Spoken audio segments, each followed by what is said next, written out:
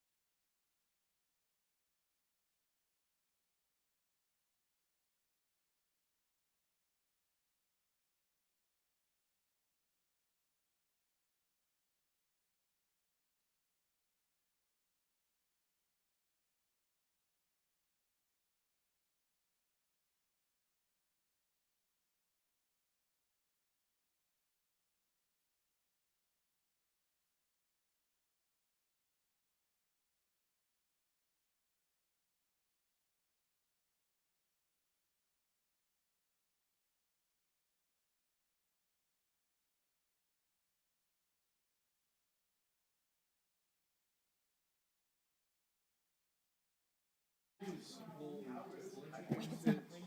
I gotta wait for one more signature. Awesome. He called me. Look forward to it. Thank you so But much. Fernando, when you, Mr. Mrs. Reynolds, how you doing, sir? Oh, what time did he call though? Yeah,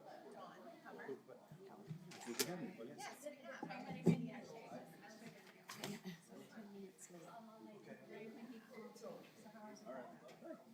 was thinking about running over and voting and I'm so lazy.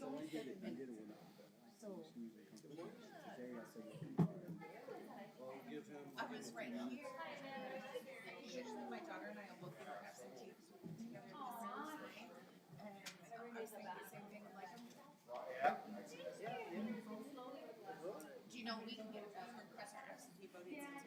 So, You can request them anytime. but they have After the first day of voting, so you can request them anytime. Oh, I thought there was a cutoff. No, I'll double check. It's too late. Well, obviously. You can We actually. had a cat in like July or August or September.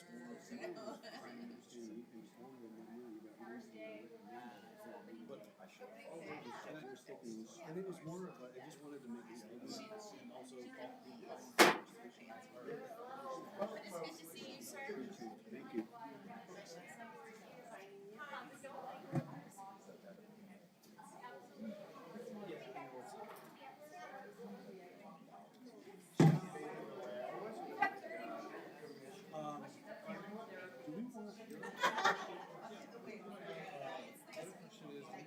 last Thursday.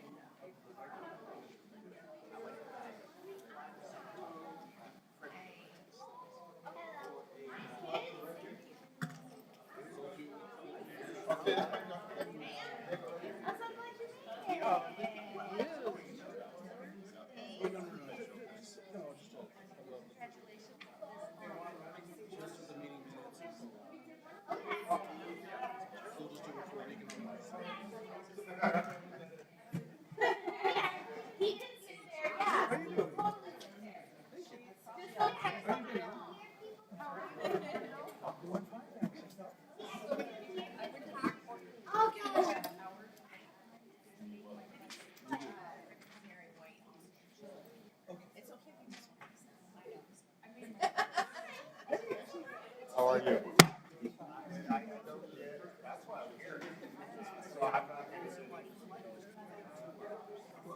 Well, unless you want to. How are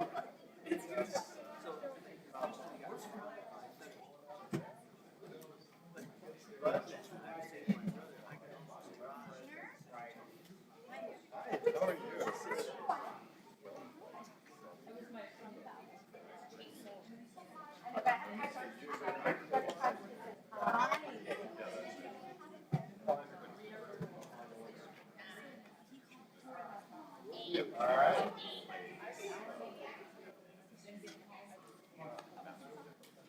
Did you go with them?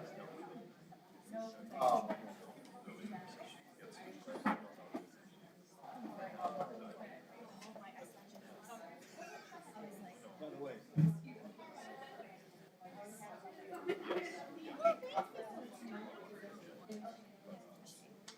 Hello, Commissioner. Huh?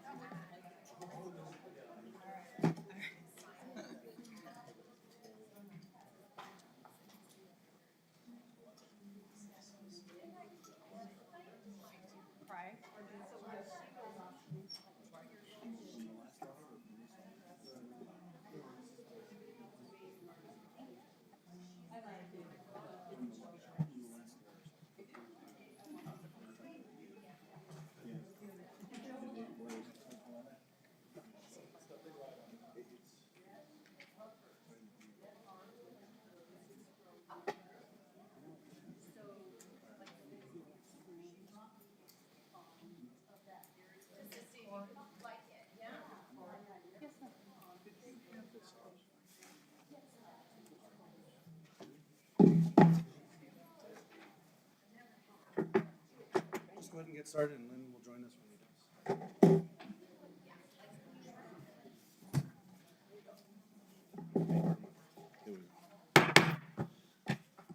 Good morning, everybody. It's 9:04 a.m. on Tuesday, May 10th, 2022. This morning, our invocation will be given by Father Jim Lehman from Holy American National Catholic Church. Father Lehman, good morning. That's a nice sticker you've got on your shirt there. Gracious and loving God, we call you by different names, but you are a God of love and peace, a God of unity and wisdom. We are made in your image and likeness, and yet we struggle to love each other. This has led to conflicts and division. We are called to love you, to love ourselves, and to love our neighbor.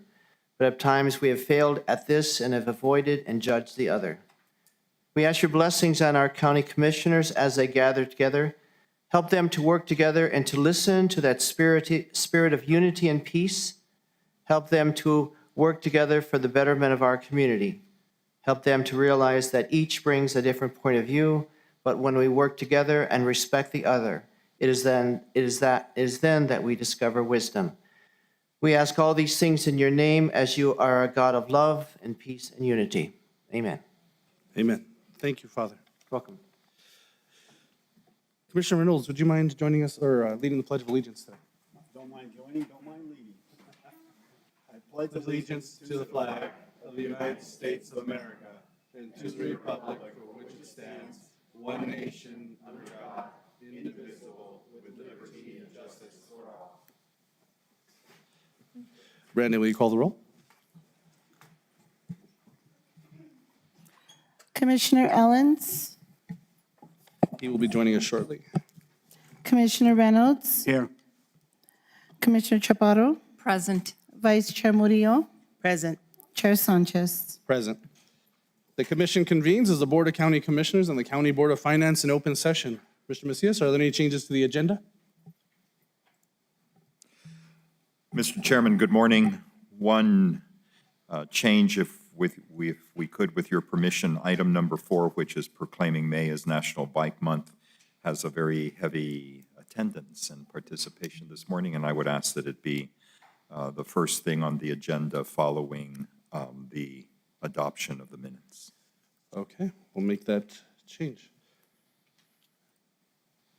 All right, then we'll move on to Pet Showcase.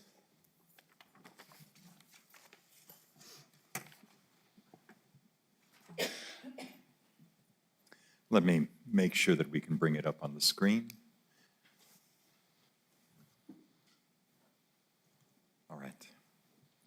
So for everyone who's in the audience that may not be aware, the County Commission takes advantage at every meeting to advocate for the adoption of animals from the Animal Services Center. And we're here to share with you our cat and dog of the week. Our cat of the week is Betsy, who's 3 years old.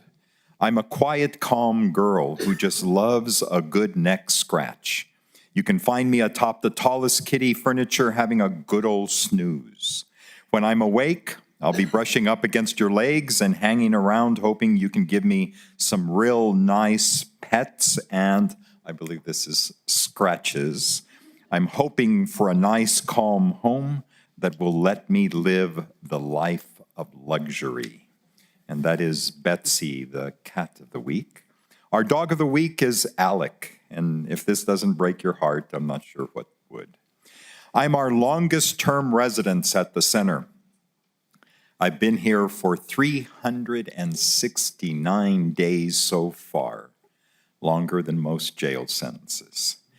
I am so excited to one day find my forever home. I do get a little restless in here, so I love my walks when I can get them. And I love playing with my dog friends as well. I'm a sweet boy waiting for my perfect family that will help guide me to the best dog I can be. And this is Alec, who's also 3 years old, medium-sized dog. Again, there's events, adoption events. Not only can you go any day and every day, I believe, to the Animal Services Center, but on Saturday the 14th at the Mutt and Meow Fest, there'll be opportunities to adopt either Betsy or Alex or some other animal of your choice. Thank you, Mr. Chairman. Thank you, Mr. Macias. Okay, we'll move on to public input. Are there any members of the public that would like to speak? I'll invite them up to to provide input. They'll have 3 minutes. If it is here for an agenda item, we have to wait till the agenda item is speaking. But I see Mr. Downs, please join us here. Chairman Sanchez, County Commissioners, my name is Alan Downs, and I'm here to talk about El Paso Electric's transportation electrification plan. As part of the electrification plan, both residents and businesses are offered rebates toward the purchase and installation of smart level 2 chargers. These are chargers that connect to 240 volts and can charge a vehicle at a rate of up to about 40 miles of range per hour of charge. There are also rebates for DC fast chargers and for public transit agencies. The data sheets that I've handed out to you give more details on these rebates. But in response to Commissioner Ellen's question at your last meeting, and I'm sorry Commissioner Ellens isn't here, he asked about the effect of EVs charging at home on your electric bills. So I want to talk specifically about EPE's Whole House Electric Vehicle Rider. This is a rate rider that's available to residential and most commercial customers that have an electrical vehicle registered at their service address. It provides a 4.74 cent rebate for every kilowatt hour used between midnight and 8 a.m. year-round. Customers can significantly reduce their electric bill by charging their EV between midnight and 8 a.m. and by shifting some of their other electrical load to those hours. I own an electric car. I have the Whole House EV Rider, and over the 3 months that I've had it, it has reduced my electric bill by $50, $30, and then on the third month, $20. The Whole House EV Rider does not require a separate meter, is not limited to energy used only by an EV. It's any energy used between midnight and 8 a.m. earns that 4.74 cent rebate. It's a great benefit for any of your constituents, any EPE, El Paso Electric, customer that owns an electric vehicle, and it's a great incentive to get an EV. Please pass on the information on the data sheet handout that I've given you, and thank you for your attention. Thank you, Mr. Downs. And if you wouldn't mind signing the book there on the left, thank you. Are there any other members of the public here for public input? Ms. White.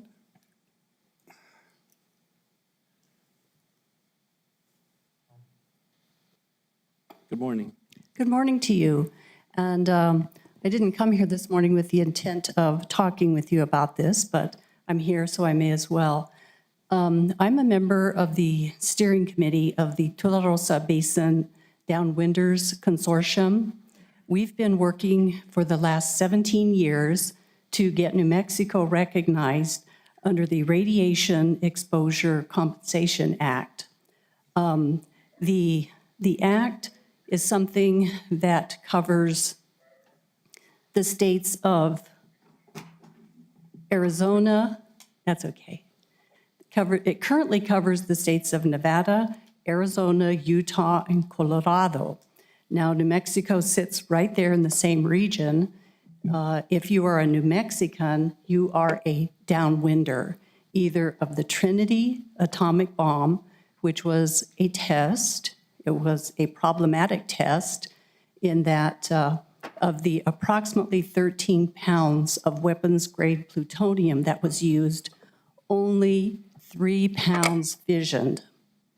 So if you can imagine 10.7 pound sack of flour, that's the plutonium, 10.7 pounds went up 30,000 feet and rained down across New Mexico. That's weapons-grade plutonium, which has a half-life of 24,000 years.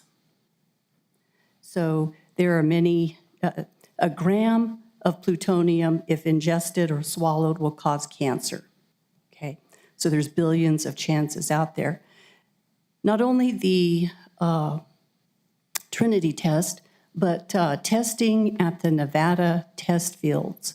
I've heard some estimates that if there is World War III and there is weapons exchanged, atomic weapons, there could be some 400 going back and forth.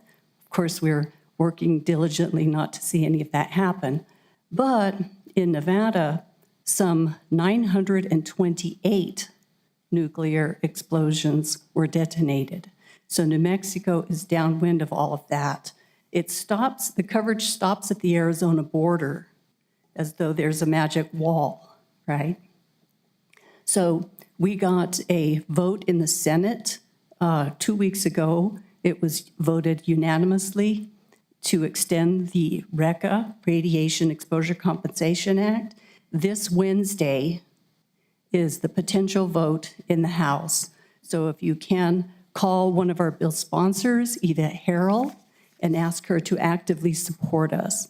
We have the unanimous support of all of our congressional delegation, the Western state governors, and the state legislature. Thank you so much. Thank you. And if you wouldn't mind signing the Ms. White, if you wouldn't mind signing the logbook there on the left side on the table. Thank you. Mr. Chairman, Commissioner Allens? I'll let the record show I arrived at 9:10. Absolutely. Thank you, sir. Is there any other public input at this time?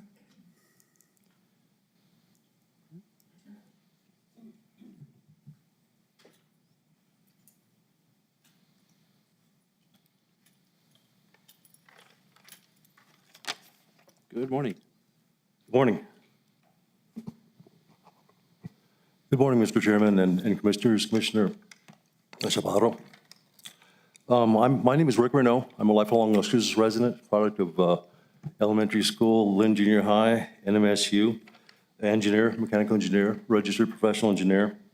I'm here to talk about the movie 2,000 Mules and June 25th canvassing that's coming up pretty quick. Elections are starting today.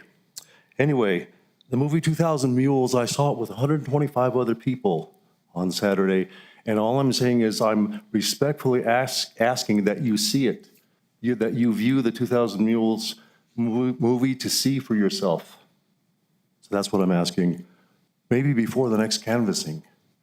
Anyway, hindsight is 2020. In 2020, the canvassing, 2 commissioners here voted no. Isabella Solis and Ramon Gonzalez. And they were right. 2 commissioners out of maybe 100, there's 33 counties in New Mexico. 2 commissioners got it right, in my opinion. The evidence is irrefutable. Anyway. You should know that in the November 21 election, not the November 2020, but the November 21 election, we asked for the videos of the drop boxes in the 45 days after the election, and we couldn't see it because by law, it's within the 45 days after the election or recounts. But then after the 45 days, after the November 21 election, we asked for the videos of the drop boxes, and they don't have them. But that's by law, so I don't want to pick on the county clerk.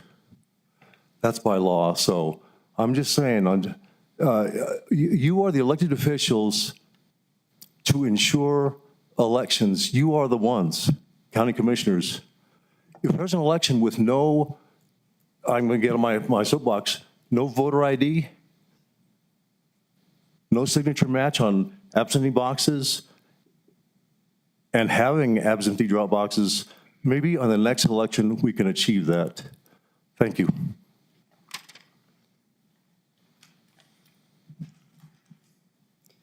Is there any other public input at this time? Okay, move on to staff input. Mr. Macias, Is there any staff input? No, sir, not today. Okay. We'll move on to county elected officials' input. Madam Clerk?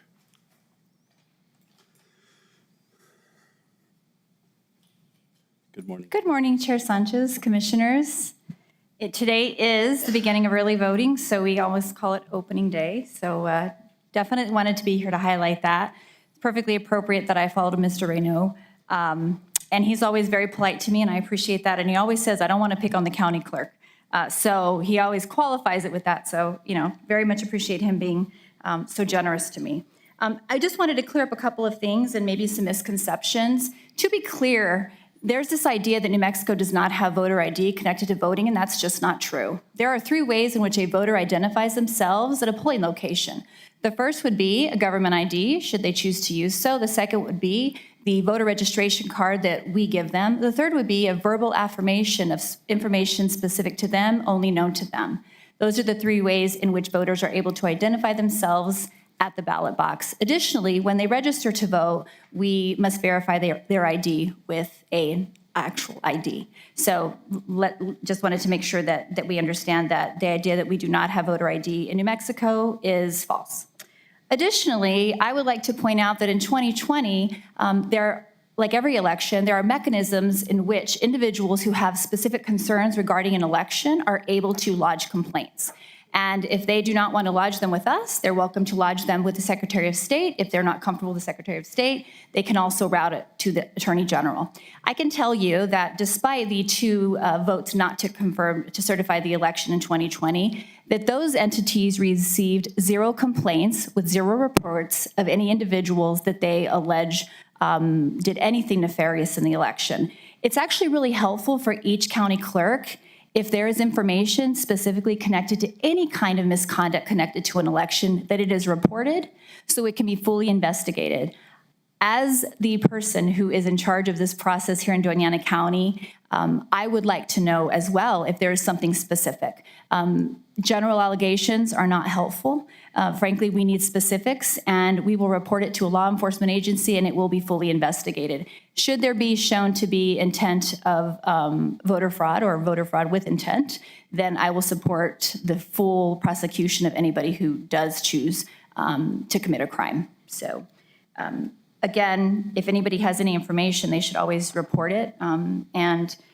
I have not seen the movie 2,000 Mules, although I have seen it advertised frequently. So, of course, that's up to you if you choose to watch it. I also wanted to highlight that this is a primary election.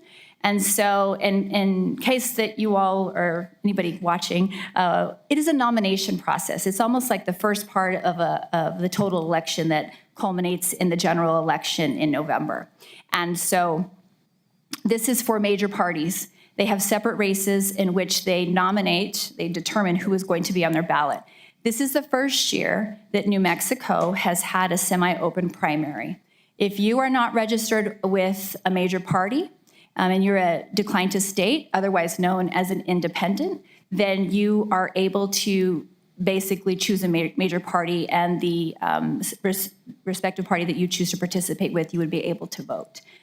Historically, that's not been the case. If you were a declined to state, AKA otherwise known as an independent, you were not able to vote. So we have moved to a semi-open primary. Voting started this morning at 8 a.m. down the hallway. We are here Monday through Friday, minus any holidays, 8 to 5.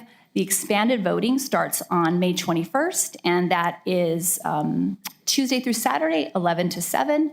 If you need more information, feel free to head to our website. We have a variety and a host of information that includes all of the important dates as well as all the voting locations. Also, please note that when you vote, you're able to vote at any location across the county. And we have voting convenience centers. Your ballot is pulled up based on your voter registration address.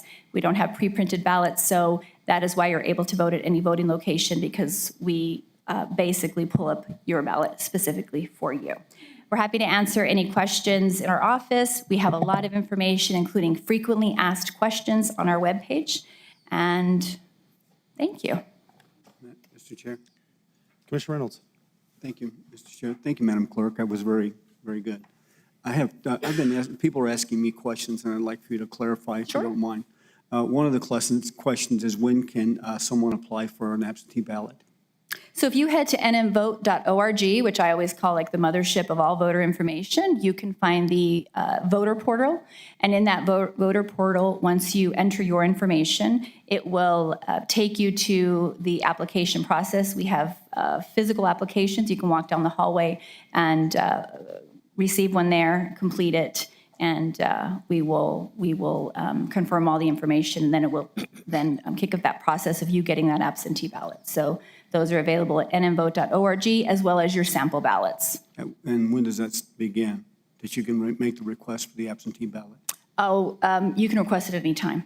Thank you. Yes, yes. Okay. And they were being sent out starting today. Okay. The next question is, if I'm a voter and I want to find out, get a sample of my ballot, Correct. where do I go for that? Well, we have the super sample ballots, which includes all of the races in all of, Doña Ana County. However, I suspect that there's specific parties that you might want to head to your, again, nmvote.org or DAC Elections. We have links to the sample ballot on both of those websites. I always refer to nmvote.org because it does have such a comprehensive, it has how many elections you have voted in, all of your information, and then you can confirm that your information is correct, which is always helpful to us as well. nmvote.org. nmvote.org, yes. .org. NM as in New Mexico, yes. Okay. The last question is, sir. People have asked about same-day voting. Yes. And when you can actually do that. Obviously, that's now available during early voting, and it goes, if I'm not mistaken, up till the Saturday before the election, which would be, I think, June 5th. Are you talking early voting or same-day voter registration? Same-day registration. Same-day voter registration, also known as SDR, is available for the first time this election into Election Day. So if you're a student that wakes up on Tuesday morning and you're kind of getting over your finals, maybe you just graduated and you're saying, hey, there's an election today, you're not registered, you head to one of our polling locations, we're happy to register you. There are enhanced identification requirements, ID and a confirmation of address. Thank you. That was a change from last year. Yes, this is the first year it's been fully into. Previously, it had been to the Saturday before. Fantastic. Yes. Thank you, Madam Clerk. Thank you. Thank you, Commissioner Reynolds. Are there any other questions from the commissioners? Mr. Chairman, Commissioner Allens? my recollection is, let me start over. Tomorrow is the first day of early voting, Today. which is held here in this building. Today is the first day of early voting. Generally speaking, in the past, the remote locations would then open up on the immediate next Saturday, which would have been the 14th. But this year, the remote locations are opening on the 21st. Why was the time extended by a week before they opened? Commissioner, I can tell you that since I've been clerk, it has been that same time frame. It's a certain amount of days before Election Day. So it's not the Saturday following the beginning of early voting, it's the Saturday after. So from my recollection, I don't believe the law has changed in the last several years, but it could be when you served as clerk that was the case. So I'd be happy to look at the old statute and the new statute and give you some updated information. No, I can look up the statute. That's not a problem. Okay. Can the declined states early vote? Yes, if they change their party registration. Right. So if you get to a polling location and you are a DTS, you have not picked a major party, which would be Republican, Democrat, or Libertarian, and you are a DTS, and you get to a polling location and you want to vote, and you believe you're a taxpayer, you want to vote, you're able to vote, but you need to pick one of the three major parties. Right. Yes. So they're not limited to changing their registration on Election Day, but they can do it at early voting locations as well. Yes. Are the sample ballots in yet? So the sample ballots are available online. You can head to dacelections.com, and there is a link specifically for sample ballots. And then nmvote.org, which is the Secretary of State's website, has a voter information portal in which you enter your information, date of birth, information specific to you. And at that time, if you look at the left, you can find your sample ballot. So you're not handing out paper sample ballots anymore? We do have super sample ballots available in the clerk's office, and there's a big yellow sheet. But super sample only? Correct. Okay, thank you. Right, and that is because every ballot, I have a different ballot than likely Commissioner Murillo, because we live in, different areas. So it wouldn't be just, the Democratic ballot, so to speak. So, yes. One last point. Yes, sir. I think I understand why you're not giving out paper ballots per precinct, because the display case that we have in that office won't hold all the brand-new precincts that we've had to add. And Lindsay Bachman just reminded me, if you have limited access to printing, you're able to come in and we're happy to print your specific sample ballot. So just as you know that. And yes, we have gone up to 180 precincts. When I started as clerk in 2018, it was 120. So that means people are voting because you can't have more than 750 people per precinct. So that's good news for Doña Ana County. That means growth, that means participation, and we're always happy with that. You always have questions for me, so I hope I'm always prepared. You always do. But thank you, Commissioner. I appreciate it. I also wanted, before I left, to make sure to congratulate Janice Giron. As you know, a couple of months ago, Andy Perez retired after almost 26 years with our office. And so with him, he took a wealth of knowledge. But we're very fortunate because we have somebody that also has a wealth of knowledge that was willing to step up.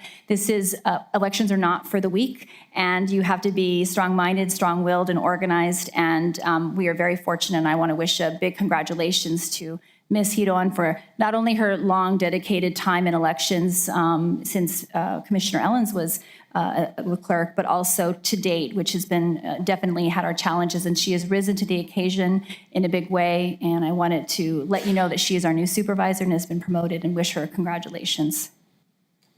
Great. Right. Thank you.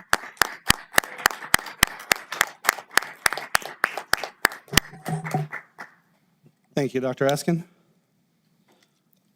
Okay, is there any other county elected officials input? Don't think I saw anybody else. All right, we'll move on to commission input. Is there any commission or commissioners like to provide input at this time? I will just have one point. We had a community meeting in Doña Ana last Wednesday evening at our community center on Ledesma. I appreciate everyone that was able to join us. We had some good conversation, good questions that we're going to be following up on. So I appreciate, again, those that are coming out. I'll be having another event next Wednesday, May 18th in Rincon. We'll have it at the community center there on 220 Baker Drive. It'll be in the evening from 5:30 to 6:30. So if you're interested in coming out to Rincon, or the members of in the community of Rincon are interested in coming out, raising concerns or have questions, we'll be out there next Wednesday. So, all right. We'll move on to our agenda item number 1, which is the regular meeting minutes for April 26, 2022. I don't know if there's any comments or changes to the minutes. If not, I'll ask for a motion and a second for approval. So moved. Mr. Chairman? Commissioner Ellens?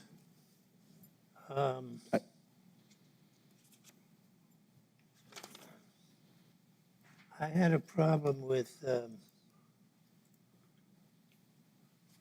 the proposal to expand the occupation of a halfway house from 6 to 10 people. And I think the minutes show I voted yes. My recollection is I voted no. Okay. So we'll have to double check that one. Okay. Mr. Chairman, my recollection is the same as Commissioner Ellens. Okay. And we'll look to review the minutes or the recording, and we'll make the appropriate changes. I don't think that would require a vote to amend. Okay. Okay, so we'll get that correction in, but I heard a motion by Commissioner Reynolds. I still needed a second. Seconded by Vice Chair Murillo. Is there any other comments? Not, Brandy, will you call the roll on the meeting minutes? Commissioner Ellens, I vote yes on the condition that the record is corrected, as I pointed out. yes, sir. Commissioner Reynolds, Yes. Commissioner Chaparro, Yes. Vice Chair Murillo, Yes. Chair Sanchez. Yes. All right, the meeting minutes are approved for April 26th with the correction that Commissioner Ellens had mentioned. Okay, we'll move on. We're going to jump up to agenda item number 4, which is to proclaim May as National Bike Month and May 3rd through 6th, 2022 as National Bike to School Week in Doña Ana County. If I can get a motion and a second for approval. So moved. Moved by Commissioner Chaparro. Second. Seconded by Commissioner Reynolds. Thank you. This is always, it's been a couple of years since we've been able to have our attendance by the whole group here. So I'm so happy that today we have Miss Ashley Curry. And I don't know which school this is, so maybe you can. McCarthy Elementary. Awesome. Thank you for speaking up. Mr. Chair, may we come up? Absolutely. Thank you. Come on up, please.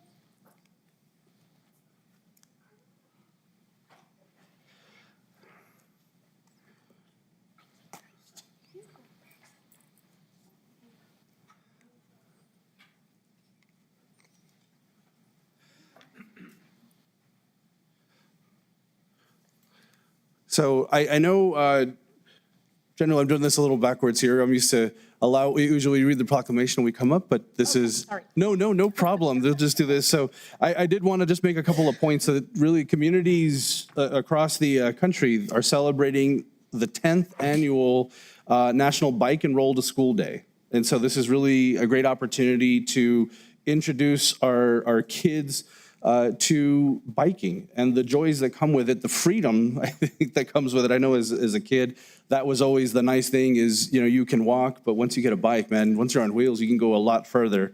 And really, I know at our last meeting, we issued a proclamation for Motorcycle Awareness Month. In that proclamation, Commissioner Reynolds had mentioned the importance of being mindful while you're driving. So, our young people are encouraged to ride their bikes to school. And as drivers on the roads, we encourage everyone to be conscious of your surroundings, being conscious of bikes, people riding bikes and making sure that you know where they are, be safe, provide them space. And I know, just a quick plug in that, I know in my district, District 5, over on North Valley, right by Mayfield, we have that multi-use path. So if there's any of our community members that are watching, I highly encourage them to please pay attention, because I've seen bike riders that try to cross the road there and struggle because of how fast people are going on Valley. So just be mindful as a motorist on the roadways of bikers and pedestrians. But again, I did want to welcome Ms. Curry. Thank you so much for coming, as well as the whole group from McCarthy Elementary. So I'll allow you, before we read the proclamation, if you guys would like to say a few words. Thank you so much, Mr. Chair and commissioners and members of the public. We very much appreciate the opportunity to be here. We have Mccarthy Elementary. This is their bike club, and they meet every week after school on Wednesdays and have been enjoying biking around the community. We've been enjoying the multi-use trails that the city has just put in. We're looking forward to the potential trail that continues La Llorona and to be able to go exploring up there. And the kids have just been so excited to, as you said, be able to get further than they would on their feet. So I'm going to go ahead and let the kids say something if they would like to about their biking experience. So if you'll say your name and what you'd like to say. I am Joshua William Spencer. I come from McCarthy Elementary, and I like the bike trails that you make because I never have been on them before, so I'm very new to it. Awesome. Thank you. Hello, my name is Brittany Tamargo. Yeah, I don't know. I'm from MacArthur and I'm elementary, and just to say thank you for making all the bike rides. Thank you. My name is Diego Garcia, and I like bikes because I never ride a bike before. and thank you for making bikes. Where's your favorite place? Daniel, where's your favorite place to ride a bike now that you're riding a bike? La Llorona. La Llorona? Yeah. Awesome. Hello, I'm Mr. Ortega. I'm the physical education teacher and bike club sponsor at Mccarthy Elementary. I'd like to thank you also for developing the trails. And we started back in COVID with our bike club because of quarantine and things of that nature. And so, yeah, we were able to use La Llorona Trail, and we're also using the multi-use trails that are in the city. So again, thank you. Our kids are loving it. We're hoping to build up on our program. We have about 10 to 15 students, and we're hoping to build up on it and, yeah, just continue reaping the benefits of riding bikes around the community. Thank you. Thank you, Mr. Ortega. And if I may, I'd just like to add one more thing on the topic of the crossing at Valley Drive. We have been out there with our bike club and with our kids and experienced firsthand people not stopping.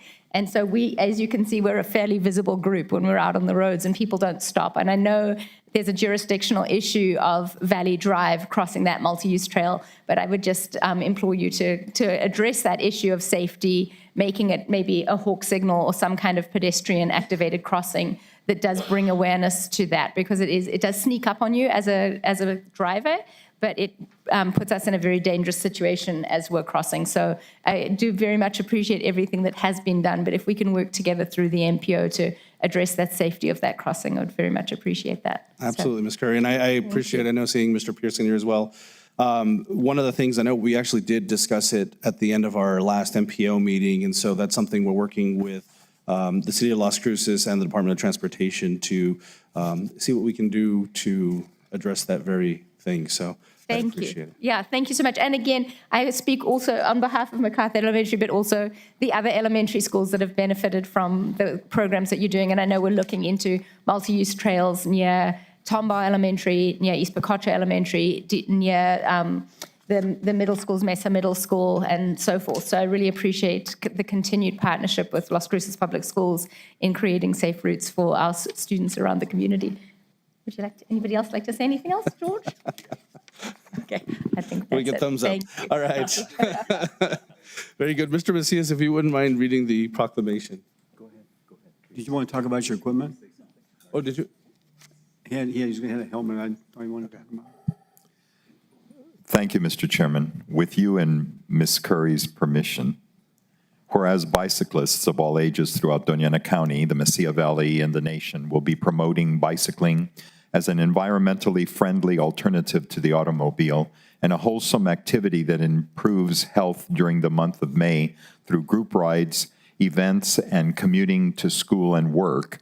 And whereas the bicycle is a viable, environmentally and economically sound form of transportation and an excellent form of recreation.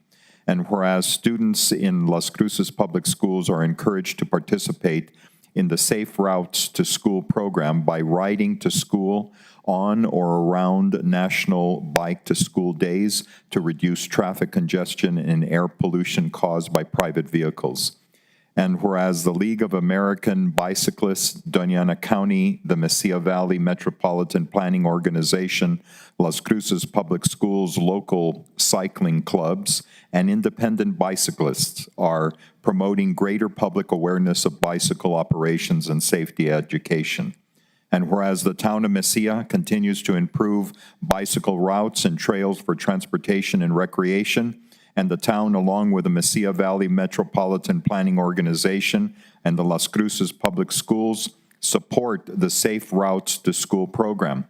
And whereas creating a bicycling-friendly community has been shown to improve citizens' health, well-being, and quality of life, growing the economy, attracting tourism, improving public traffic safety, supporting student learning outcomes, and reducing pollution and congestion and wear and tear on our streets and roads.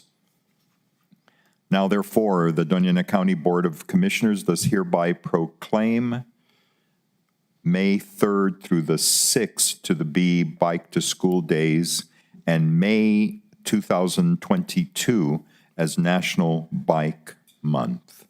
Mr. Chairman, a proclamation for the consideration of the commission. Thank you. Mr. Macias, is there any input from the commissioners? Okay. I did want to just one last note. I know, as we mentioned in the proclamation, we have some amazing partners with the town of Mesilla and the city of Las Cruces, as noted by our children here. I know particularly the city of Las Cruces and the voters in Las Cruces voted for the GO bonds, in which they've been working on the multi-use trails, been working with the town of Mesilla and the county to continue to expand the trail system here in Doña Ana County. So appreciate our partners with the city of Las Cruces and the town of Mesilla. So, all right, with that, if there's no other input, I'll ask Brandy, would you call the roll, please? Commissioner Ellens, Yes. Commissioner Reynolds, Yes. Commissioner Chaparro, Yes. Vice Chair Murillo, Yes. Chair Sanchez. Yes. That proclamation passes 5-0. Thank you.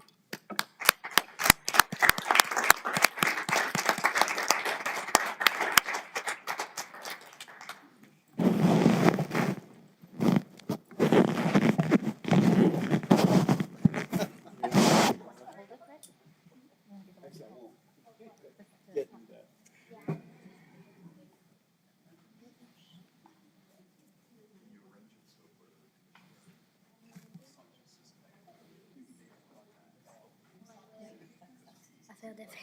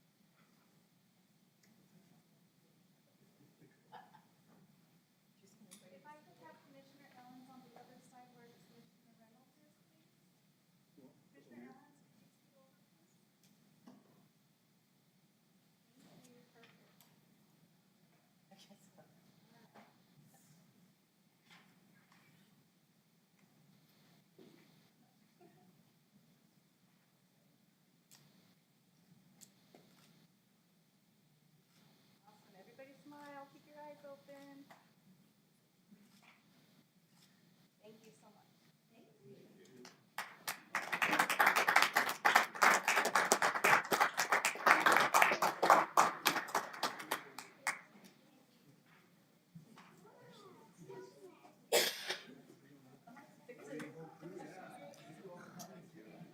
Did you all ride your bikes here? Yes, we did. Parked out front here. Thank you. I think that's.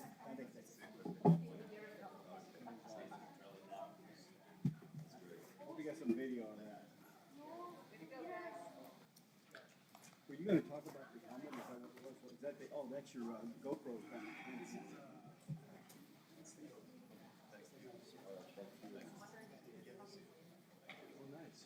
Should run in the. Thanks for coming. Yeah, thanks a lot, guys, for what you do. Everyone's name's right.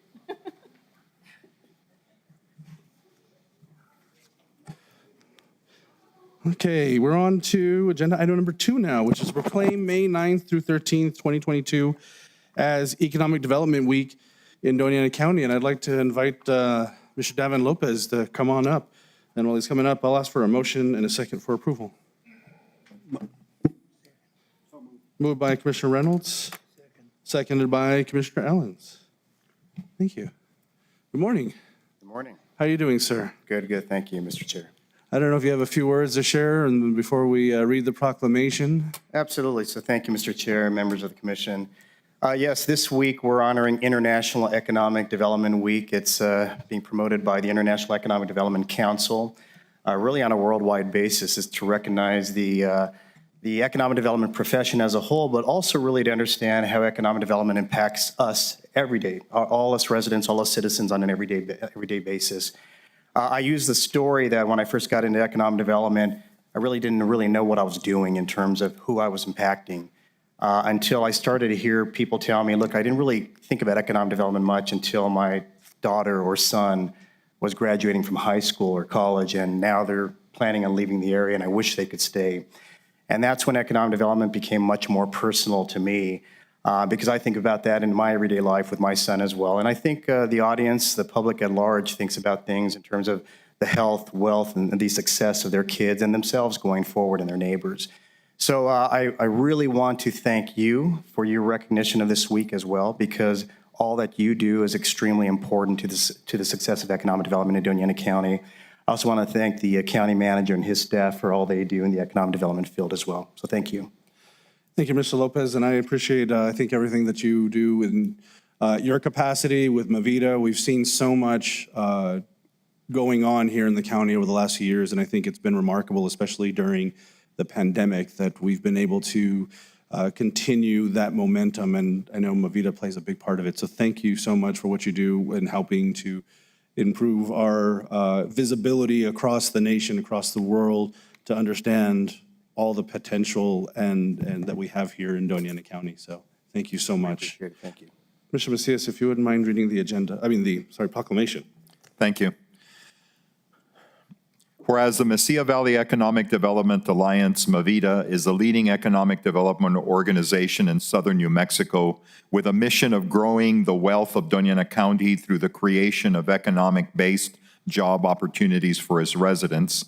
And whereas Mavita provides leadership, excellence, and personal growth in economic development for our community members and partners through conferences, training courses, advisory services, and research, public policy, advocacy, and initiatives. And whereas Mavita promotes economic well-being and quality of life for our community by creating, retaining, and expanding economic-based job opportunities that facilitate growth, enhance wealth, provide a stable tax base, and commit to economic sustainability for our county and region. And whereas Mavita helps stimulate and incubate entrepreneurism for the next generation of businesses, entrepreneurs, innovation of new technologies, and leadership, which are the hallmark of the American economy and the basis of growth for our local economies. And whereas we celebrate and recognize the importance of Mavita in our community by expanding career opportunities and striving to make our lives better locally and globally. Now, therefore, the Doña Ana County Board of Commissioners does hereby proclaim the week of May 9th through May 13th as Economic Development Week. Mr. Chairman, a proclamation for the consideration of the Commission. Thank you, Mr. Macias. Is there any input from the Commission? Commissioner Reynolds? Thank you, Mr. Chair. Davin, I'm very supportive of everything we're trying to accomplish in the way of economic development in this county. And I want to thank you and your team for all the hard work you do and dedication to trying to look out for the best interests of the county and in recruiting companies, finding money and support from other areas of the state and local community to try to make that happen. So I know that's, you have to be creative sometime. And I think that you guys are getting better at it all the time. And I really appreciate it. Thank you. Thank you, Commissioner Reynolds. All right. Commissioner Murillo, did you? No. Oh, okay, got it. All right, is there any other input at this time? All right, Brandy, will you call the roll on the proclamation? Commissioner Ellens? Yes. Commissioner Reynolds? Yes. Commissioner Chaparro? Yes. Vice Chair Murillo? Yes. Chair Sanchez? Yes. Proclamation passes. Thank you, Mr. Lopez.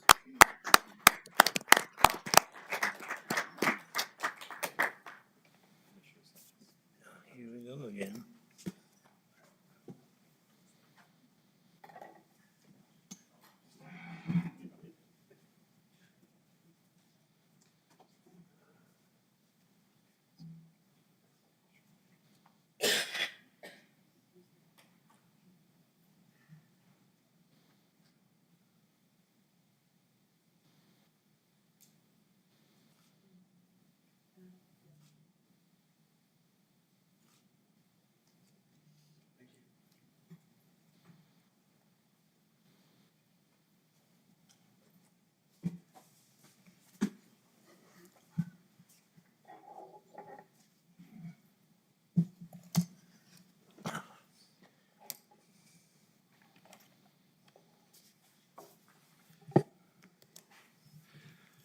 Okay, our next agenda item is number 3. It's to proclaim May as Community Action Month in Doña Ana County. If I get a motion and a second, please. So moved. Moved by Vice Chair Murillo, Second. seconded by Commissioner Chaparro. Thank you. And this morning, we're joined here by our the Community Action Agency of New Mexico, Southern New Mexico, excuse me. And really, the organization does some amazing work. They find a way to touch lives in this community with so many programs. They seem to have a program for whatever service is needed, whether it be for children, families, personal or professional development, and civic engagement. The Community Action Agency is able to accomplish the results I'm sure we will hear a little bit more about today through the help of generous donations of time, talent, and money. Not only do we see the data reported on the empowering work that they do, but we can see through daily experience the impact they make with our neighbors who benefit from these programs on their path to self-sufficiency. One such experience is through Kids Can Youth Entrepreneur Program. These young people's entrepreneurial interests are being nurtured. Every Saturday downtown, they're selling items at the farmer's market. And who knows, they might just have that perfect gift for you, what you've been looking for. So if you are at the farmer's market, I've seen them multiple times, and they've got, a variety of things. It's kind of amazing what they're able to make and accomplish, and seeing that entrepreneurial spirit in them. So, but today, while Mr. Macias is reading the agenda, I'd like to welcome Ms. Dawn Hummer, Mark Honstrader, and from the Board of Community Action Agency, Mark Pickett, Mary White, and Melissa Ontiveros. So if I'd like to invite you all to come up and speak while Mr. Macias, if you wouldn't mind reading the proclamation. Who goes first? I'll let him go first, and then we can have the comments. She seems like she really wants to. Okay. Oh, wonderful. No problem. Ms. Hummer, good morning. Good morning. Good morning, Chair Sanchez, Commissioners, and County Manager. I'm Dawn Hummer, the CEO of Community Action Agency of Southern New Mexico, and thank you for your consideration for the proclamation declaring May Community Action Month. CAA has served the county for 58 years. I have not. I'm very, very young, but we have been serving it for 58 years. We were instrumental in assisting 1,200 families across 5 counties during the pandemic by providing emergency assistance. This was in addition to our day jobs, such as the Kids Can Youth Entrepreneurship Initiative, Thriving Families, and other family support programs. I would like to commend the CAA team who is actually working today. I have a couple of them here with me, but the rest of us are working as we always are. But they adjusted their delivery models and strategies to continue to serve the communities we love. The team did so with so little. And today and every day, I thank you, and I am honored to work with you all. We need the support of our local governments to continue our work of serving the most vulnerable in meaningful and impactful ways. We look forward to working with the county more closely. Thank you. Thank you, Dawn. Mr. Macias, if you wouldn't mind reading the proclamation. Thank you, Mr. Chairman. Although I can't pass myself off as being very, very young, I'll try to keep my breath so I can make it all the way through this proclamation. Whereas May is designated as Community Action Month, a time to raise awareness of the impactful work being accomplished by our local Community Action Agency of Southern New Mexico. And whereas Community Action is a state and local force connecting people to life-changing services and creating pathways to economic prosperity in 99% of all American counties. And whereas Community Action builds and promotes economic stability as an essential aspect of enabling and enhancing stronger communities and stable homes, and whereas Community Action Agency of Southern New Mexico organizes its programs under 4 service pillars: family wellness, family empowerment, bridging resources, and community connections. And whereas through programs like Empowerment Congress, leadership is cultivated. Thriving Families offers support to families through skills, experiences, training, education, and employment opportunities. Kids Can Youth Entrepreneur Program teaches business concepts, leadership training, public speaking, confidence building, self-reliance, and personal empowerment. And whereas Community Action Agency of Southern New Mexico has served 9,000 individuals and families, of which 212 families started their own businesses, filed 1,716 tax returns, and 309 families, the Child and Adult Food Care Program, 1,792 children improved their literacy and skills for school readiness, and 40 child development centers and Head Start programs statewide were supported to instill healthy eating and living practices. And whereas we proudly recognize the programs and impact of the Community Action Agency of Southern New Mexico and encourage our residents to support their efforts to create positive change in people's lives. Now, therefore, the Doña Ana County Board of Commissioners does hereby proclaim the month of May as Community Action Month. Mr. Chairman, a proclamation for your consideration. Thank you, Mr. Macias. I'm sorry that I cut it off, but I don't know if any of our other guests would like to say a few words as well. No? No. We conferred earlier. We told Pickett to just stand back there. There you go.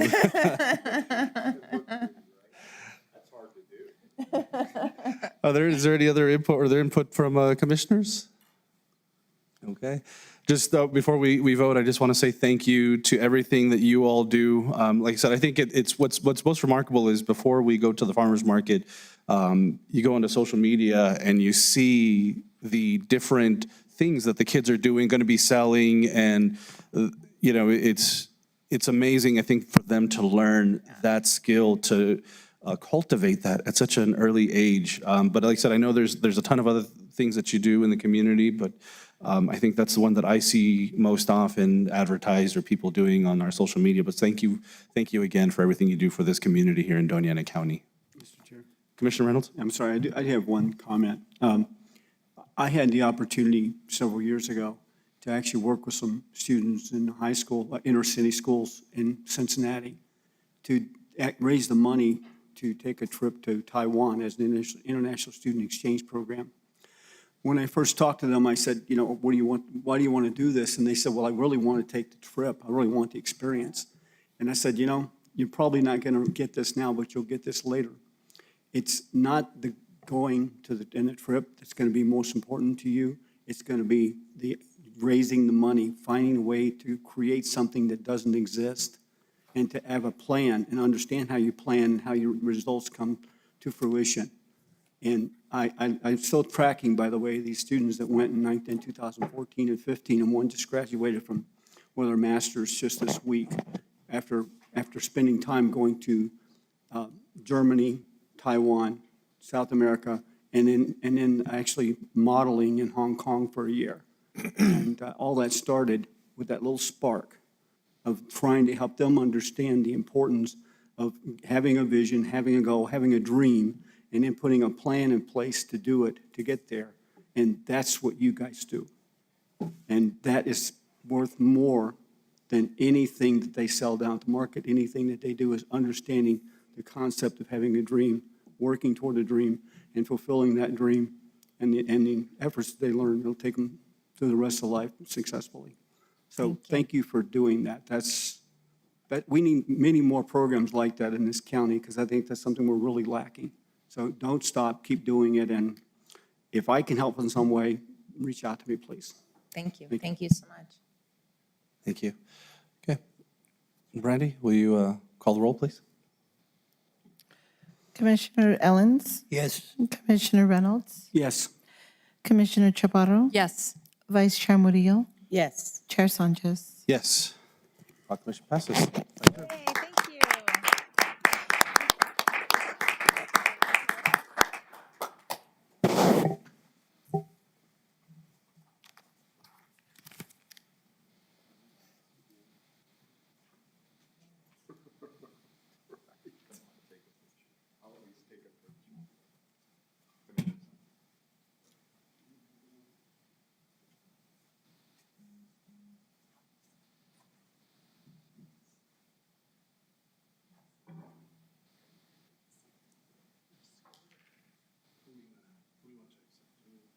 You want me more in the middle? Yes, for sure.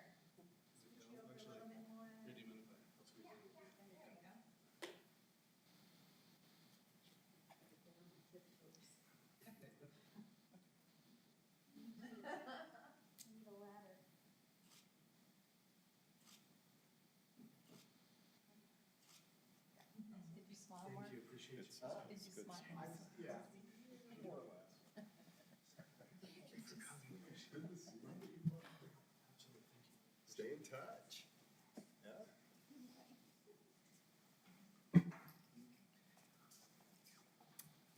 Good to see you. Good to see you. Thank you.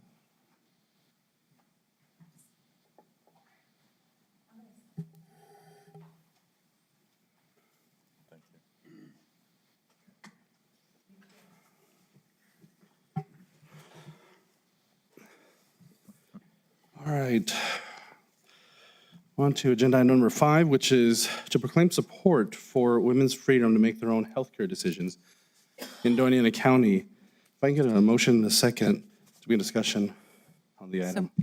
Moved by Commissioner Chaparro, Second. seconded by Commissioner Reynolds. Thank you. So this proclamation, was brought forth in light of the recent leaked draft opinion from the Supreme Court of the U.S., in which Justice Samuel Alito repudiates the landmark Roe v. Wade decision. I'm imploring this county commission to join together and emphasize our support for women's freedom and right to make their own healthcare decisions. Here in New Mexico, we've seen the work done by our legislature, by our governor, by repealing the criminal abortion ban, ensuring that women in our state have access to safe, high quality, and legal reproductive care, regardless of the Supreme Court's decision. But all we need to do here, in particular in Doña County, is just look up the road at our neighbors in Texas. Them, along with 23 other states, are primed to institute abortion bans if this is overturned. As a person of color, the potential of this opinion by the Supreme Court would disproportionately affect people of color. We've seen it when I noted the 23 states, and we see that in the states that are representative of that. As a father, a husband, a brother, I want to make it clear that I support healthcare decisions for women to be decided between themselves and their healthcare provider. And within this proclamation, one of the key parts of it is we're asking for our congressional delegation to codify protections for reproductive rights for all Americans. It's important. I didn't want to hopefully mince words when I say this, and that I recognize that women's rights are under attack. We've seen that time and time again. And I say that again, I think as a man, I see we are entitled, and I continue to see the rights eroded, and I can't stand to see that continue to happen. So again, I ask that as we as a county commission send this statement of support for women's rights. Well, I don't know if there's any at this point. I'll ask Mr. Macias if you would read the proclamation, please. Thank you, Mr. Chairman. Whereas the Supreme Court appears ready to overturn half a century of constitutional protections for women to access safe, legal abortions, which would be catastrophic and have an enormous consequence, impacting millions of Americans in the near future and for generations to come. And whereas the Doña County Board of County Commissioners condemns the reported Supreme Court draft opinion to overturn Roe versus Wade, allowing states to enact even more restrictive anti-choice laws that would deny a woman's access to reproductive health care, And whereas we support and applaud the recent action taken by our Governor, Michelle Lujan Grisham, to protect and even expand abortion rights, which is more important than ever and now in danger in more than half of the United States. And whereas we support women's freedom to make their own health care decisions and call on our congressional delegation to make the protections for reproductive rights permanent. We stand with millions of people who want to keep their bodily autonomy from being a court-dependent issue. And whereas we recognize the magnitude of this decision, should it go forward, for the amount of pain and trauma it can cause, not to mention the erasing of decades of progress in the fight for equality in America. And whereas we believe that no person should be able to dictate or take away a woman's right to choose, the attempts to control a woman's right to choose for her own body will not stop abortion. Instead, it will usher in occurrences of more dangerous procedures that will introduce even greater health risks for women. And therefore, we support women's reproductive rights. Mr. Chairman, a proclamation for the consideration of the Commission. Thank you, Mr. Macias. Is there input from the Commission, Commissioner Reynolds? Yeah, thank you, Mr. Chair. Mr. Chair, I completely support this concept the same way as you do, and I think it's necessary for we as a state have our legislatures codify this in order to protect us from any impact that might happen at the Supreme Court level and the federal laws. I'd like to, I don't often talk about my own personal feelings about these things, but I got to say this. I believe that most of what's going on with this and people talking about women's rights to reproductive or the right to take care of their own body, a lot of this is based on religious beliefs. When I go back to the First Amendment, it says that no laws should be made at a federal level based on religious convictions. Now, I applaud your religious convictions. I support you having the right to practice your own beliefs, and I support the right for others to practice their own beliefs as well. I don't try to tell them what they should believe, what they shouldn't believe, but I believe that this is a direct attack also on our First Amendment rights, in addition to attacks on women. I don't see anybody telling men that they have to get a vasectomy, or anybody telling men that they have to wear prophylactics, or they have to do anything to prevent pregnancies. So if we want to have equality, I think we have to look at this as a balanced decision based on everyone's impact and everyone's influence and everyone's responsibility in how this happens. And I would say if this law is passed at the federal level, that we need to also pass a law that says that if a woman is forced to carry the child, she can force the man to take it. Okay, and take full responsibility from the time of conception until the time of birth, until the child is grown. And that's just my personal opinion. It's not a reflection of the board, but I'm very convinced that we need to do something in this state to protect our women and our women's health rights, not just their rights to, decide whether they have protection against birth control or anything like that. It's attack on women's health rights completely across the board. Anyway, thank you, Mr. Chair, for allowing me to speak. Thank you, Commissioner Reynolds. Is there any other input from the Commission? Okay. Public input? Okay. Brandy, will you call the roll on the proclamation? Commissioner Owens? Yes. Commissioner Reynolds? Yes. Commissioner Chaparro? Yes. Vice Chair Murillo? No. I stand by my faith and beliefs. Chair Sanchez? Yes. Thank you. Proclamation passes 4-1.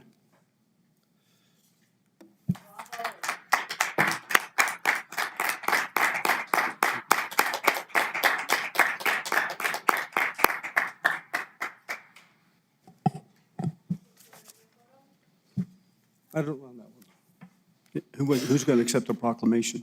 I didn't have anybody here to accept the proclamation. Like I said, I think what I was hoping at the end of this was that we would encourage and call on our legislators to codify this and not so much as a celebration, so. Yeah. Thank you, Mr. Chair. All right. So move on to the consent agenda items, items 6 through 14. Are there any items on the consent agenda that there are questions or the commissioners would like to pull for separate consideration?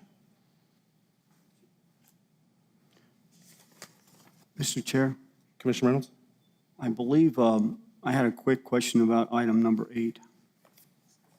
Okay, item number 8, which is the use of a sole source contract with AirPro Inc. to purchase ply movement exhaust removal systems for fire stations. Yes, sir. All righty, Chief Cherry. Let me get to my notes here.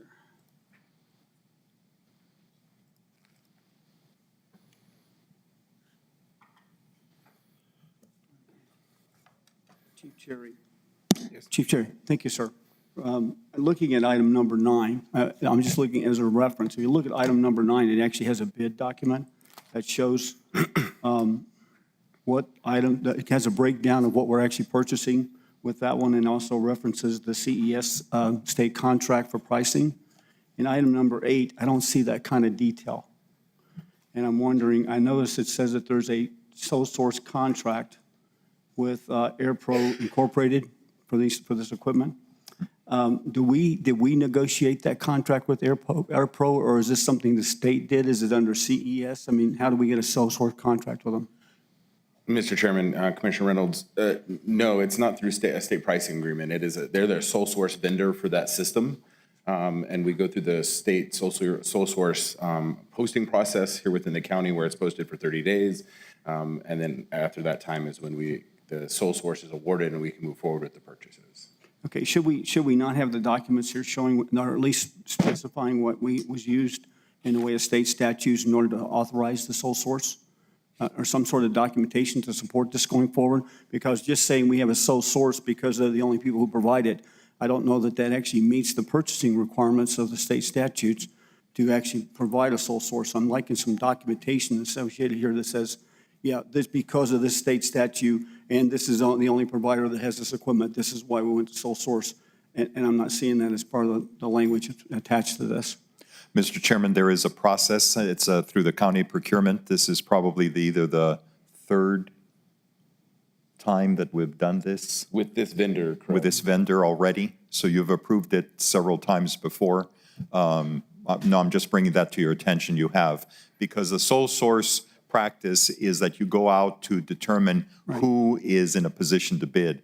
In the other prior times, no one was available other than this contractor. So you post it for the 30-day period, and if nobody objects, if no other company says, no, wait, I can provide those same services, well, then you're able to go forward, and that's our county procurement. So it's kind of a standardized practice already. Yeah, I'd still like to see something attached to these that says that we've already done this, or something, something that says this was approved prior to in another contract, and we're just following the same practice.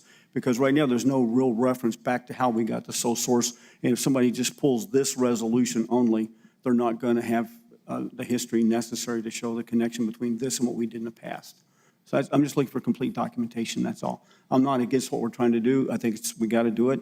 I'm in favor of that. I just think I'd like the documentation to be a little more complete, that's all, if you don't mind. Certainly, and we can provide you that citing from our county procurement. Thank you, Mr. Chair. And this is- Thank you, Chief Cherry. Thank you, Mr. Macias. Thank you, Commissioner Reynolds. And I think we've already installed this like in the Doñana fire station as well, right? Correct, Mr. Chairman. This is installed currently in 5 fire stations across the county, and this finishes the rest of the other 14. Okay, got it. Thank you. All right. Is there any other items there's questions on before we move for approval? All right. If I can get a motion to approve the consent agenda, items 6 through 14. So moved. Moved by Commissioner Reynolds. Second. Seconded by Commissioner Chaparro. Any public input? Okay. Brandy, will you call the roll on the consent agenda, items 6 through 14? Commissioner Ellens? Yes. Commissioner Reynolds, Yes. Commissioner Chaparro, Yes. Vice Chair Murillo, Yes. Chair Sanchez. Yes.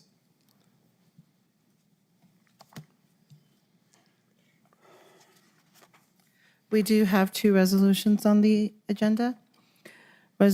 Item number 7 is resolution number 2022-30. Item number 10, resolution number 2022-31. All right. All right, Brandy, do we have any correspondence? Yes, we have one, Adriana Herrera versus Doña Ana County. Thank you. All right, if I can, we're on to the portion of our agenda to go into closed session. So if I can get a motion to go into closed session. Mr. Chair, Madam Vice Chair. I move that the board convene in closed session pursuant to the attorney-client privilege to discuss pending or threatened litigation, Fairway Village Neighborhood Council versus Board of County Commissioners of Doña Ana County, cause number D307, CV 2021-02380, as authorized by the Open Acts Meetings Act 1015-1 H7. Thank you. Is there a second? Second. Seconded by Commissioner Chaparro.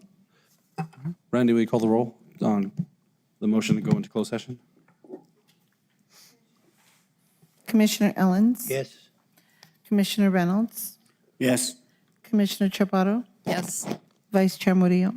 Yes. Chair Sanchez. Yes. Okay, we will, it's 10:21. We'll enter into closed session at this time.